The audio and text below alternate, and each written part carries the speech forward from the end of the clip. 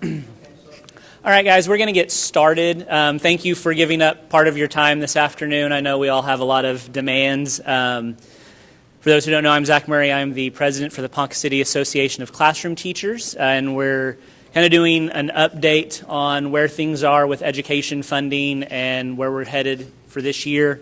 As a side note, there are cookies over here on the table, so feel free if you have a sweet tooth.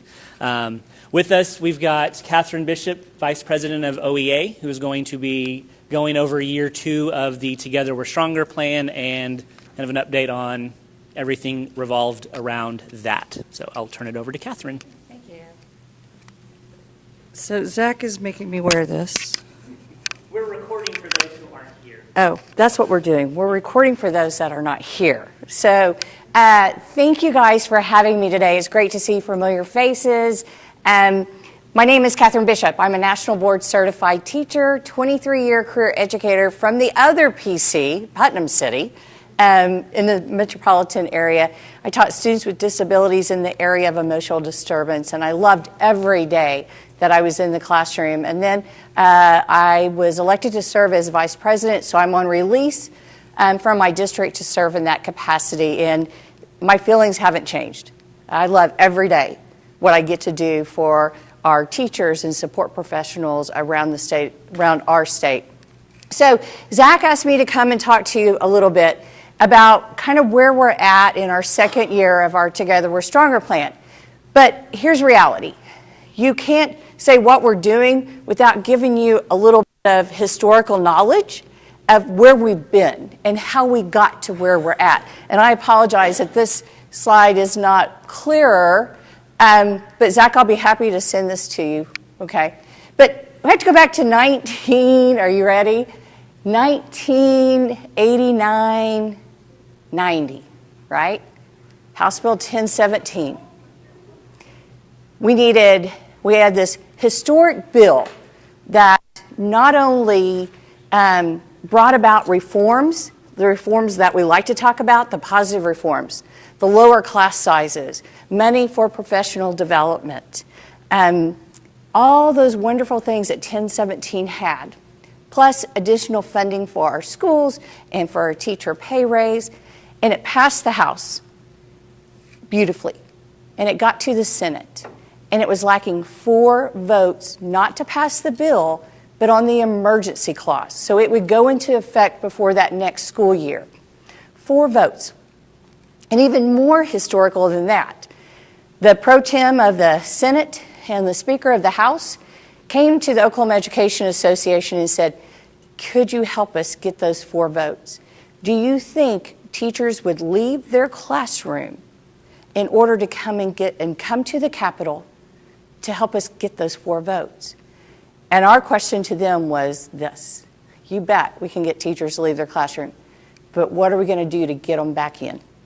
So when I talk to other leaders across the United States, and everybody's kind of in this red for ed movement, and we've kind of watched this red wave go across the country, and teachers are leaving their classroom, if their law allows, they're going on strike, or they're closing their schools to come to the Capitol. It's always the question, first of all, what are you walking out for? And then how are you going to get people back in? So that's always on our mind. So know anytime that there's school closure and people are coming to the Capitol, that's our focus. And so you'll remember back after House Bill 1017 was passed, we saw that a little bit this year. When something good happens, know that something else is coming to help change that. And so there was State Question 640. And State Question 640 required that we had a 76% majority in both chambers to pass a tax revenue bill. Last year was the first year since 1992, I believe, yes, that has happened, because we never could get a super majority. We think back to the A+ plan that was in the first special session. It lost by 5 votes.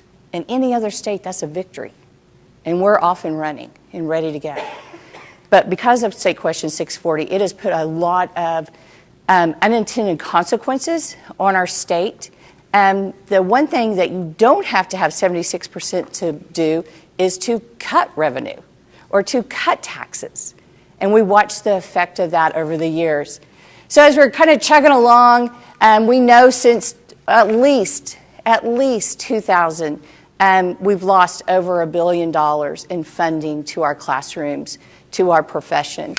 And then we know that State Question 779, I was knocking those doors. I was collecting those signatures for the petition. And we remember that petition? We collected the most signatures in history in the smallest, shortest amount of time. But when we were knocking on the doors, people were telling us, yeah, I get it. You guys are underfunded, and yes, this would be helpful. But it's really the legislature's job to do their job to fund our schools, not a penny sales tax. We didn't prevail. We didn't get that. And so we got to work. So that was in that was 2000, trying to read it now. 2017, right? 16. It was actually 16 because it was the general election. Remember, we were voted for a new president. That question was on the ballot at that time. And so we started to work. And we built a coalition. It was called the Save Our State Coalition with a lot of outside entities. The Oklahoma Policy Institute was a part of our coalition. They are the think tank about tax revenue and fiscal responsibility. So we partnered with them. We partnered with mental health and the Hospital Association. We knew that this was a broad-based problem that we were having. Our rural hospitals are shutting down. That's an issue. Our roads and our bridges are collapsing. That's an issue. Our students that are in DHS custody are our kids. That is collapsing. So we knew we had a major problem. And so we worked with we go into in February 2017, we're into the legislative session. We're doing a lot of work around, hey, here's a blueprint. Here's where this is what we're going to need to make up gain. We're going to need gain. And these are the different things you could do to pass to get that revenue that we've lost over this last decade. You remember that session, they were trying to pass a cigarette tax, $1.50 for a pack of cigarette tax. Well, they couldn't get 76 votes, or 75% or 76%. They couldn't get that. They couldn't get the supermajority, so they swapped it and they amended the bill and they made it a fee. So they just had to have a majority vote, right? And it passed, but the minute the legislature was done, the tobacco industries took them to court, and the court said, yeah, that is a tax, and you've just called it a fee. So the governor immediately put them into a new special session that happened in the fall. But during that time, our OEA board of directors, Zach is on our OEA board, those are our members that we elect to serve to represent our members. We have a democratic representation. And so Zach sits on our board, and our board got together and said, we have got to do something different. Obviously, the 779 failed, the legislature failed. We have got to do something different. And so we started going, and we put together our Together We're Strong, what we call our Together We're Stronger plan. We knew we were going to have multiple years to make up for what we've lost. Like I said, in that fall, we had a special session. They had a new revenue package. It was called A+, lost by 5 votes. Governor said that's not good enough, get back into special session. Now, during this time, we're out having, I'm looking at Rhonda and Patty, and Mike, we're out having roundtable discussions with anybody that would talk to us.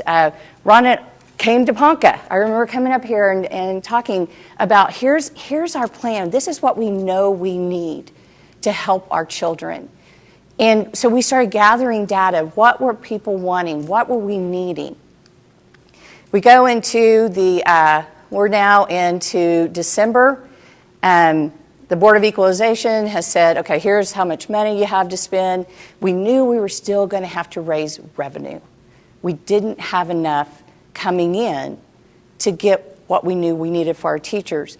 Last year, 2,000 emergency certified teachers were in our classrooms. We knew we had some issues. So we kept working, and whether you like the April 1st date or not, or whatever we decided to do, we finally, in that going into the legislative session, we heard from people. They wanted April 1st to be the deadline. And they wanted April 1st to be the deadline because that's when statutorily the legislature is required to pass educational budget. They've had it for 10 years. I think they've done it once. So we knew that that was a timeline. And so we're building up. We know April 1st is our deadline. And I'm going to tell you, really honestly, internally, we were scared to death because guess what? We didn't have a bill. We didn't have a bill out there. There was no bills out there to even attempt to get revenue into our state. And during because it ran concurrently, that second special session, they had the Step Up plan. That failed. And so we're kind of in angst because we know that question. Now, it's easy to leave your classrooms, but how do we get them back in? That was our question. And so, wouldn't you know it, a week before the walkout, boom, here's this bill.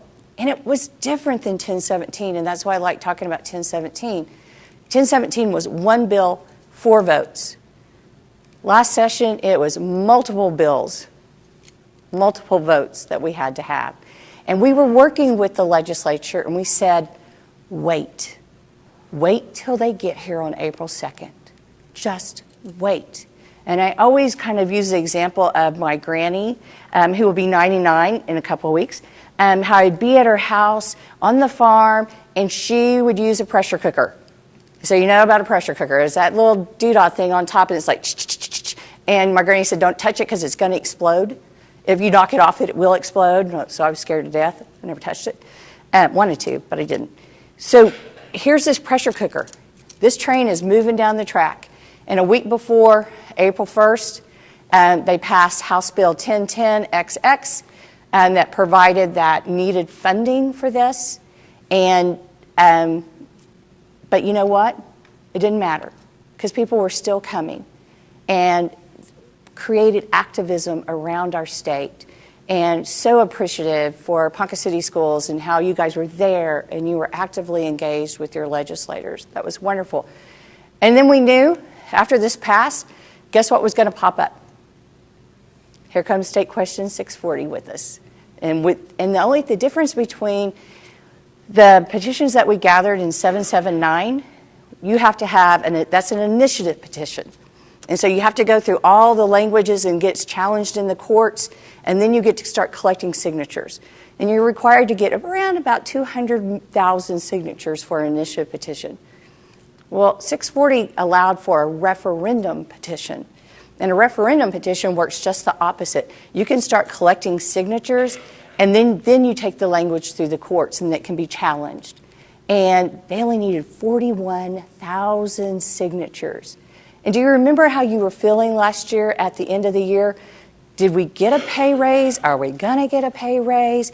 What are we going to do? I know bargaining teams are like, how do we handle this? So we challenged that we immediately, once that legislation had passed, we were already in contact with our expert who's a constitutional lawyer because we knew it was going to get challenged. OEA came and challenged the language. It was the only challenge that was upheld.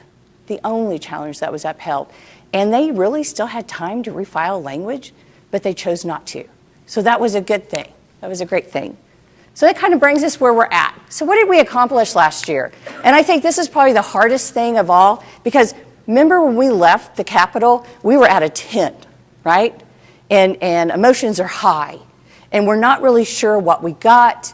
My job was to be inside the Capitol, and just so many things were happening, and a lot of people were being told misinformation to keep that going, and so it was really frustrating. But we accomplished, first times in 20 years almost, that we've been able to get additional revenue, $500 million of additional revenue. Gave teachers a $6,100 average teacher pay raise. Second time in history, our education support professionals, our ESPs, received statutorily a pay raise of $1,250, and $50 million that was appropriated through the funding formula. So our kids were the winners on that. And we need, everybody outside of our state recognizes our win. All those other states that they had the walkouts, Arizona had the walkout, they didn't get boo. They got a promise, but they didn't get anything. Neither did Kentucky. Kentucky got their retirement stripped from them. Colorado didn't get anything. So we accomplished a lot, and we need to be very proud of that. So we had to, at the end of the walkout, we had to transition. We needed to change our focus. We could tell the crowds were waning, and our public support was waning. I know you guys probably felt that here as well, and we needed to be able to transition that, to be able to say, okay, we have a victory, now what do we need to focus on? Because you remember those last 3 days of the walkout, do you remember what was happening during that time? Filing for office.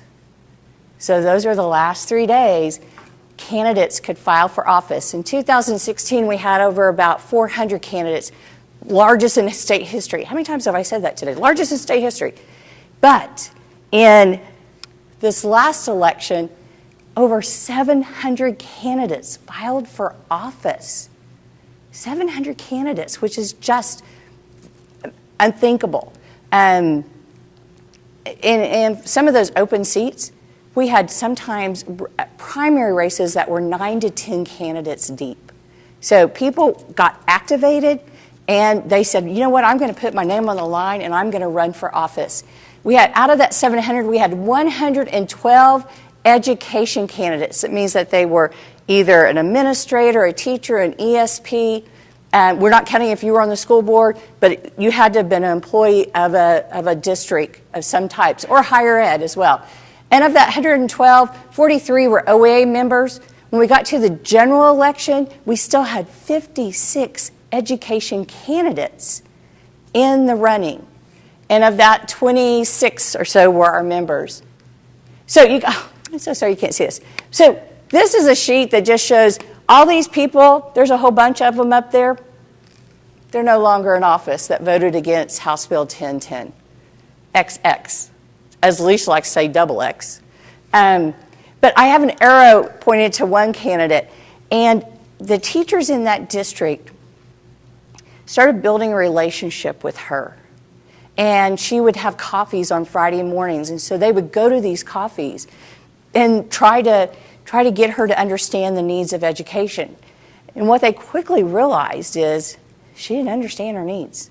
She didn't understand her needs. She didn't care about her needs.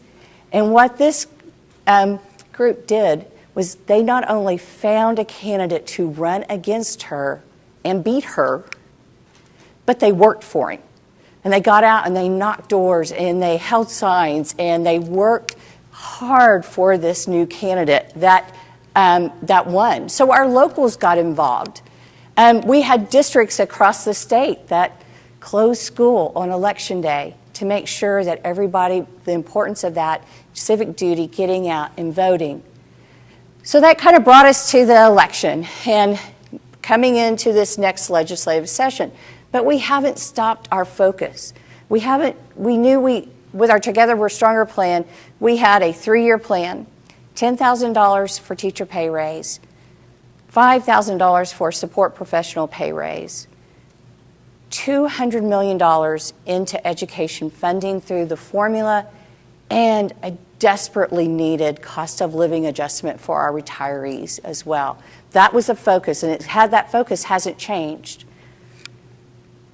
So we have a whole new slate of legislators. I know some people have already been up to the Capitol, we still have people we have 27 members of the House and the Senate that are tied to education. We call it the Education Caucus. So during this time, it was like round two. We knew that at the lowest level, we got $5,000 for our step zero on the salary schedule, right? We got $1,250 for our support professionals and only $50 million into the funding formula. So we started going out and having conversations again and talking with people and said, what would you see as a win? What do we need to go for? And unanimously, people were saying, we need to get all we can get into our classrooms, into the education funding. So our second year ask is $150 million for this next school year. We know that $50 million, did you guys feel anything about that? Were you able to lower class sizes or hire new teachers or find new teachers and find them? But yeah, so it's kind of and this is not a priority list. We know that all these things have to go together.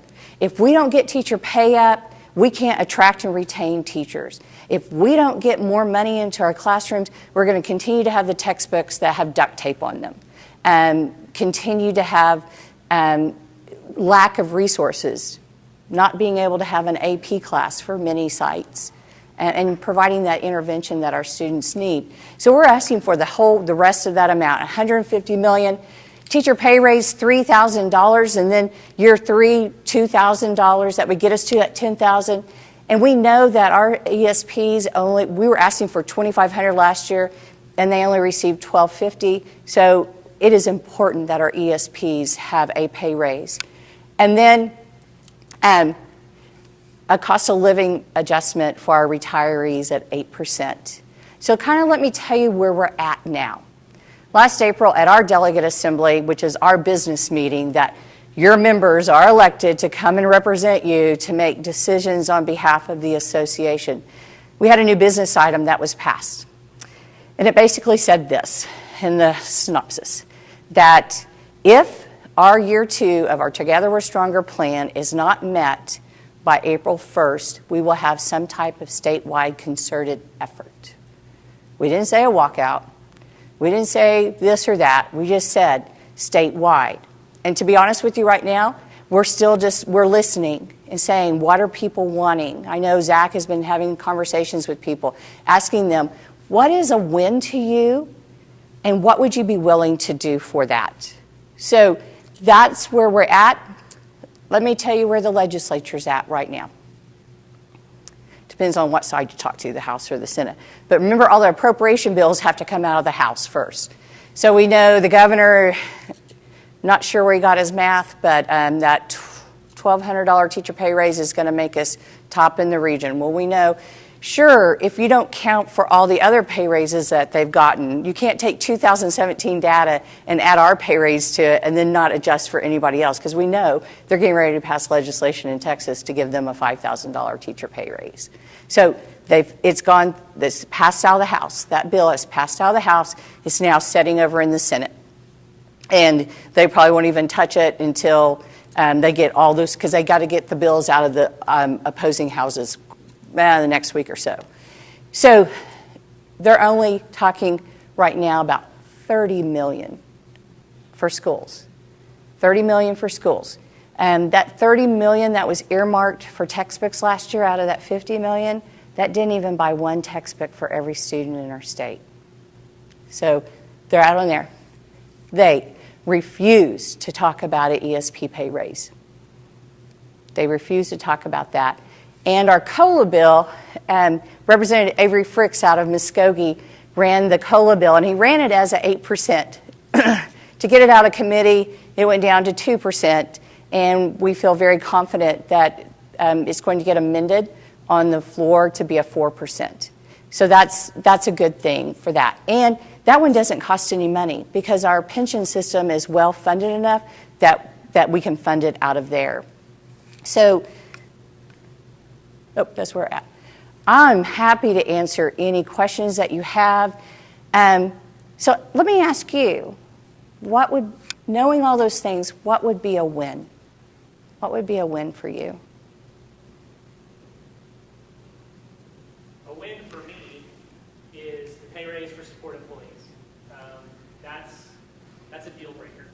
And then $75 million at minimum for classrooms, the COLA for retirees. I'm okay with the $1,200 pay raise that's already passed, but the support employees, that $1,250 last year was a slap in the face, I felt, and didn't.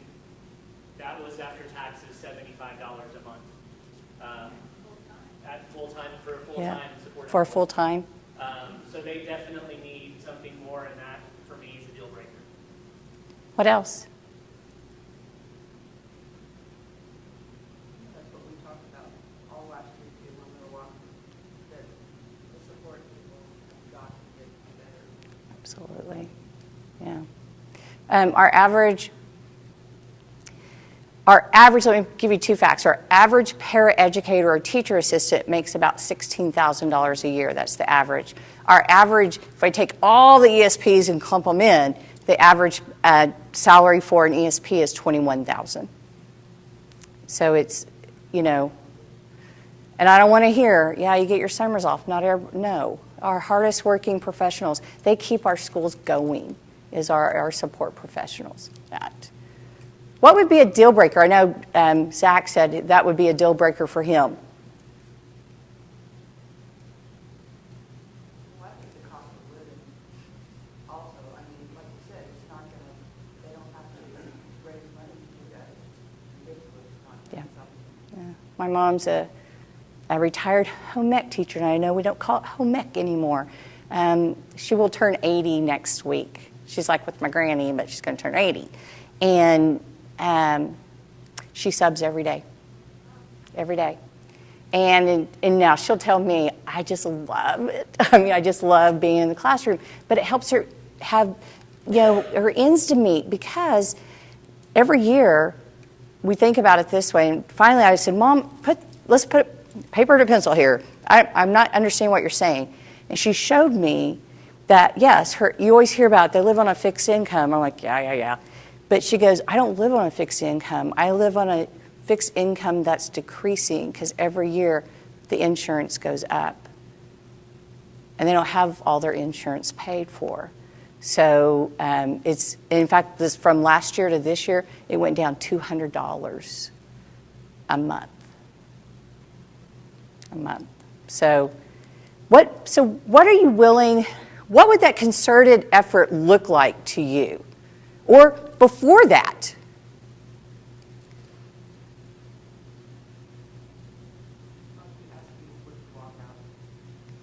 Could be that.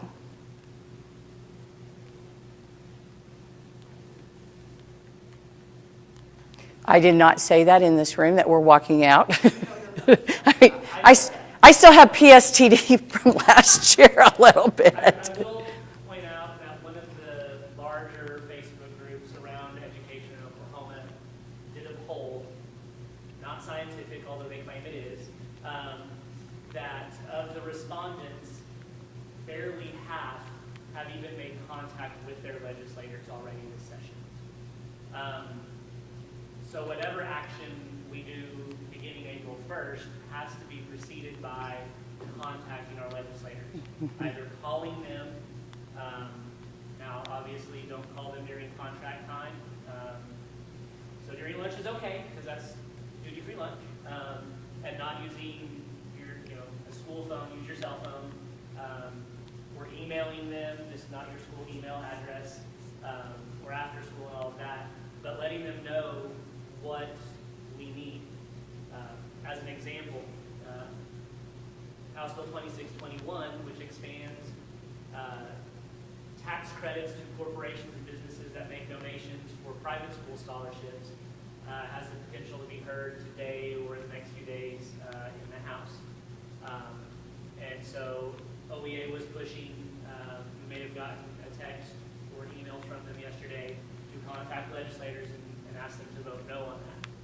I wasn't able to call Representative Luttrell, but I sent him an email.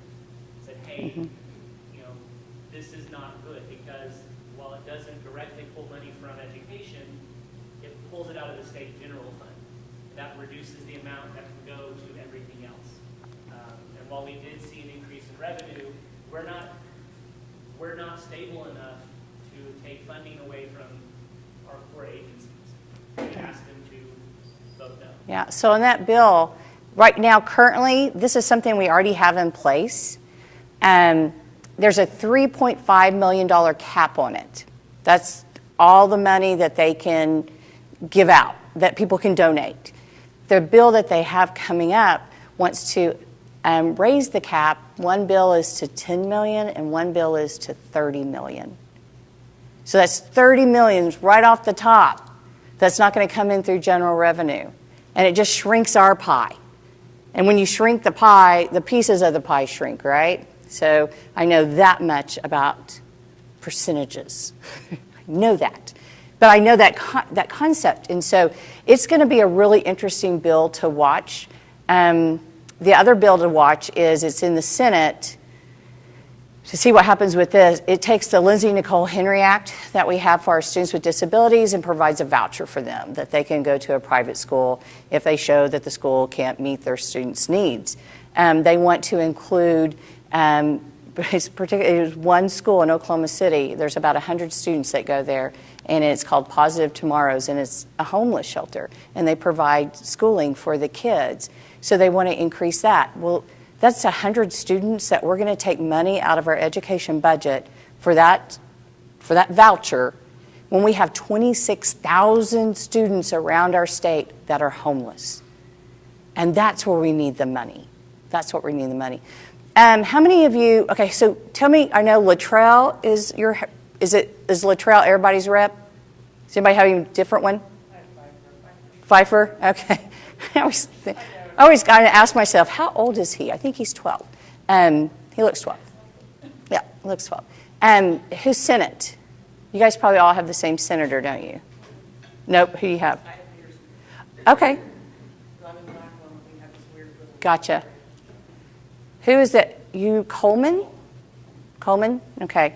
Let me tell you the easiest thing you can do. Call after hours. Call their number at their office after hours. You can look it up on OK House. You can put it in your zip code, your address, and it will find you who your representatives are. Now know this, the first people you're going to see are your congressmen. Don't call them. They don't care what's happening here in the state. They don't care about our funding. Now, if you're calling about a federal issue, that's who you call. But call your senator and your representative, but call them tonight, because guess what? They're not there, and you can leave a message. And you don't have to talk to anybody, right? That's always our biggest fear is I would rather text somebody than call them. But you can call them and just leave a message because they're keeping tally marks on that from their and make sure that you let them know you are a constituent. You are my elected official who, whether you vote, don't tell them if you voted for them or not. That's not a good thing. But just let them know I am a constituent and I need you to vote no, or I need you to vote yes. So we have a lot of positive bills that are going through right now, but typically for every bad bill, we might have two bad ones, we might have one good one, right? So we have lots of bills that we're watching. When we started, we had over 400 education bills, which is a lot. And so there's a lot of things. So stay alert and be ready to take action. And thank you guys for letting me be here today. I appreciate it. I do want to add one thing. If you want to download the app OAEC 57. 57, Mm-hmm. and I think that's the only one you can get. Yeah, I think it's the only one you get to. Yeah. It's OAEC. So Oklahoma Apple Educator Cow. I know that's not military, but anyway. What that does is it lists for you your legislators in the House and in the Senate. It lists what committees they are on, and it will also list the leadership. And from the app, you can make a phone call, call them directly. From the app, you can email them. It will also map where their office is at the Capitol. So if you're at the Capitol and you're not quite sure where they are, they move each year for one thing. So and the construction the construction. So it's a really incredibly useful app for being able to be in touch with your legislators. Thank you. Great, thank you. On a related note, if you do go to the Capitol, I know we're sending para-teachers every other week, but if you decide to take a personal business day and go to the Capitol on your own, or if you go during spring break and they do actually happen to be there, which is hit and miss. Troy Buller, one of our teachers here at the high school, went yesterday with the Chamber Leadership Program, and they were with the Phillips 66 lobbyists, who gave some tips on when you're there to meet with legislators. One of those was dress professionally.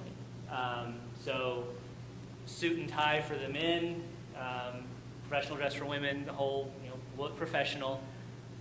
Do not call your legislators Mr. or Mrs., whatever that informal title is. It's representative and senator. Whether or not you agree with their positions on things, that is their title, and that's that whole respect thing. So just some tips there. Known them their entire lives, still call them by the Yes, yes. I've even had representatives that I would say, Representative so-so, oh, please call me blah, blah. Representative.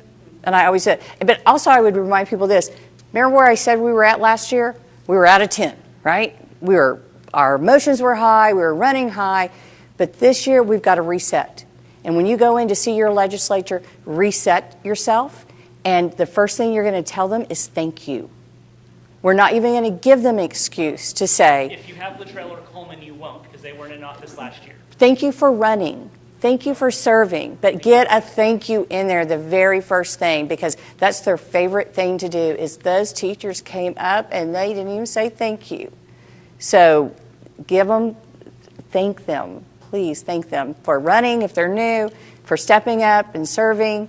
But yeah, thank them. But we kind of have to reset ourselves and come back in we're coming in as a fresh start again. So, and Zach, I'll be happy to send this to you. Okay.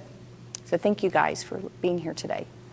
Oh, can I throw in also, know the administrative executive assistants first? Oh my gosh, they're the most important people. Yeah, Their names are on that app, by the way. yeah. Yes. Those are the people who are going to get to see if you get an appointment or not. And if you're going, try to get an appointment with them. They'll make an appointment with you. They would much rather do that than have to be pulled off the floor or whatever. Well, you also don't want to run the risk of pulling them off the floor when an important education bill is coming up that they need to vote on, because they can't have someone push the button for them anymore. They have to actually be present to vote. And they have to vote from the floor. I heard that 15 times on my way up. Can vote from the floor. So, but thank you guys. Oh, you want me to do this?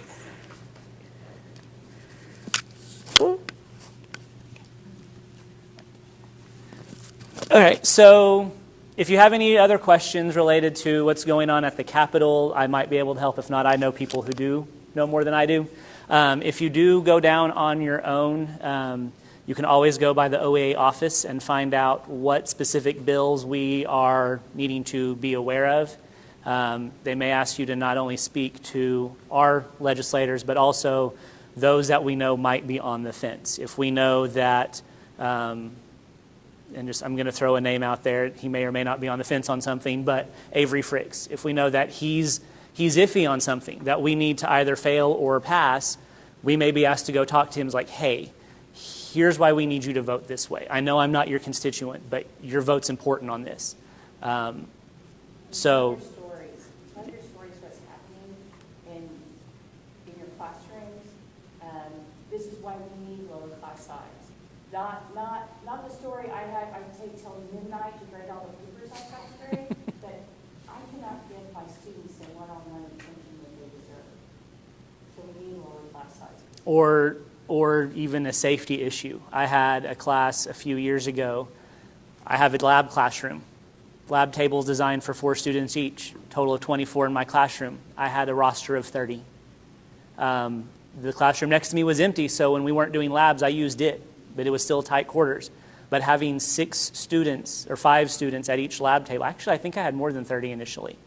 But having that many students, it becomes a safety issue when you're doing labs. Put a Bunsen burner in there. Yeah, we used hot plates if we had to heat anything. I wasn't running the risk of fire in there.